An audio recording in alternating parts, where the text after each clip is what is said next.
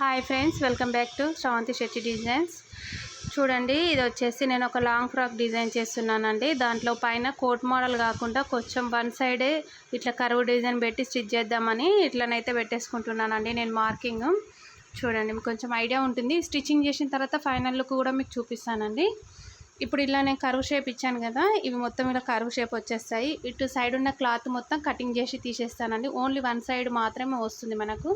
దీన్ని one side stitch చేసిన తర్వాత మెయిన్ ఫ్యాబ్రిక్కి అలా దాన్ని అయితే జాయింటింగ్ చేసేస్తాను. ఈ ఎక్స్ట్రా క్లాత్ మొత్తం మనకు సైడ్కి వెళ్ళిపోతుందండి. ఇక్కడ డోరీస్ వస్తాయి, ఇక్కడ వరకు క్లోజ్ అయిపోతుంది. ఇక్కడ నుండి డోరీస్ వస్తాయి అన్నమాట. మీకు ఐడియా ఉంటుందనేసి ఇదైతే ఇలా చేస్తున్నాను.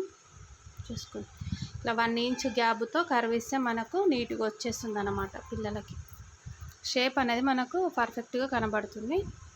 ఓకేనా? ఫైనల్ లుక్ స్టిచ్చింగ్ చేసిన తర్వాత మళ్ళీ అప్లోడ్ చేస్తానండి.